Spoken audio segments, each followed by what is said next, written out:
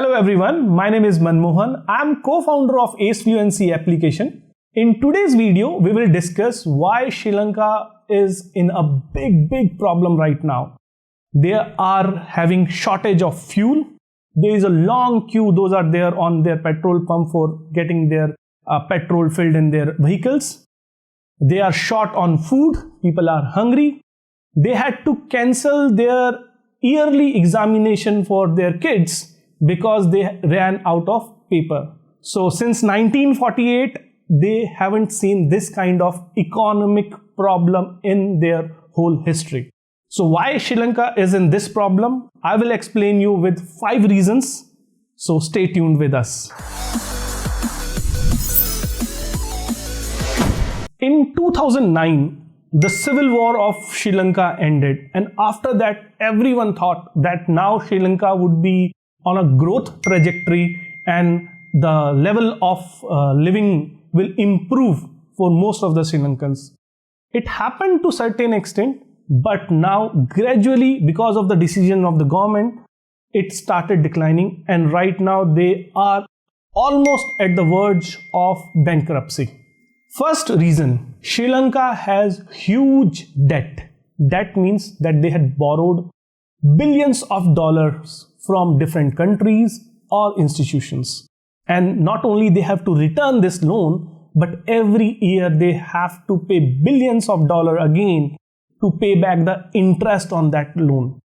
So they have fixed expenses that they have to put against interest and loan, but their income is not there. And that's why this debt is piling on them.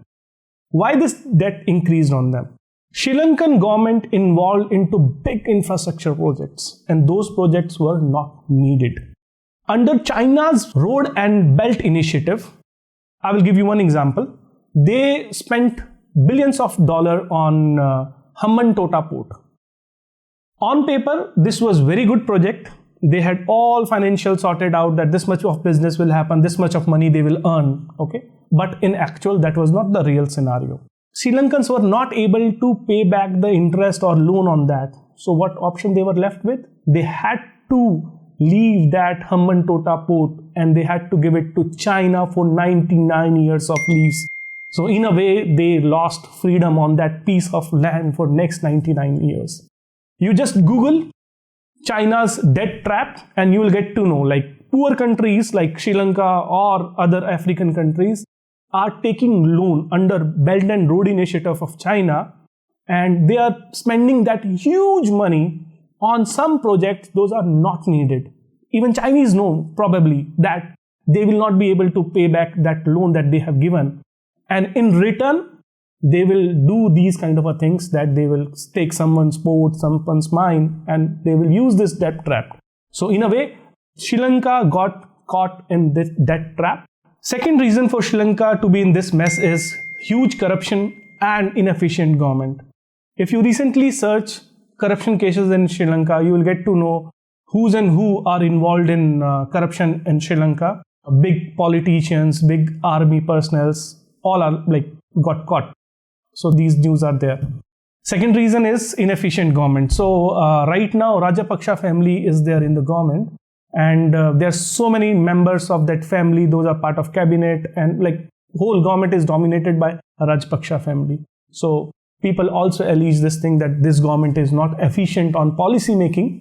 So this is the second reason. Third reason for Sri Lanka in problem right now is tourism is not working for them.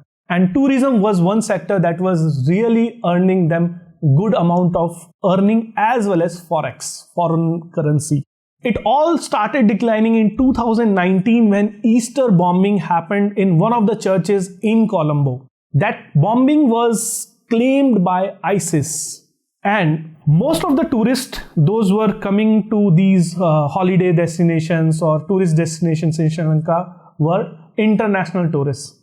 So because of those bombings, people got little scared, and there was a decline that was observed after 2019 bombing. Still, it was fine. Some tourism was there. But when Corona came, all restrictions happened and nobody was going on any holiday vacation. So that industry almost came to zero, a complete halt. Not only they lost on their earning that was coming through tourism, but that earning was coming in dollars, in foreign reserves, Forex. So they lost that opportunity where they could earn external currencies. So that was helping in their Forex. That also went away. Fourth reason, a man-made problem, organic farming. So very intelligent president of Sri Lanka thought like, yeah, we are going through a struggle. Let's make this struggle a little bit more entertaining for Sri Lankan people. Humor on one side, but this created a big problem. So Mr. Rajapaksa, president of Sri Lanka, said like, ban all fertilizers, all chemical fertilizers, and let's go organic completely, 100% organic. Organic farming is good, but it is inefficient. In a chemical farming where chemical fertilizers are used, suppose your production is 100 kg of anything, when it comes to organic, it will a well-known fact that it will come to 40% or 50%. So their main agriculture product like rice, tea, they all got declined. Fifth reason, and it is the outcome of the four reasons that we discussed right now. They have very less Forex right now. So they lost on tourism, they lost on their tea export or rice export. They were not exporting much, so they were not earning foreign reserves. While on the other side, they were importing fuel, they were importing food, they were importing medicines. So whatever reserves they had, that started get depleting. In last 2 years, their 70% of foreign reserve has gone. Okay. And in July this year, 2022, they have to pay $1 billion as an interest on their previous loan. And they can't pay it in their own currency. They have to pay it in US dollars. So they don't have Forex for that as well. So that's the problem, that they cannot afford to import essential items that is needed by a Sri Lankan society. That's why other countries are helping them. I think India has helped them with $1 billion loan and $500 million of credit line. Somewhere China is also helping them, and now Sri Lankan government is going to International Monetary Fund, IMF. I think this is the 16th time they are going to IMF for a bailout. Our another neighbor is also going in the same direction. Yeah, you guessed it right, Pakistan. They are also going to IMF to get bailout. So these two countries, Pakistan and Sri Lanka, they are in economic mess right now. Stay tuned with us if you like these kind of interesting videos. If you want to improve your communication skills, you can download our application that goes with name AceFluency. Link is given in the description. In this application, you will get 14 days of free live classes. Also, in this application, you can speak in English with other people. More you will speak in English, better your communication skills will become.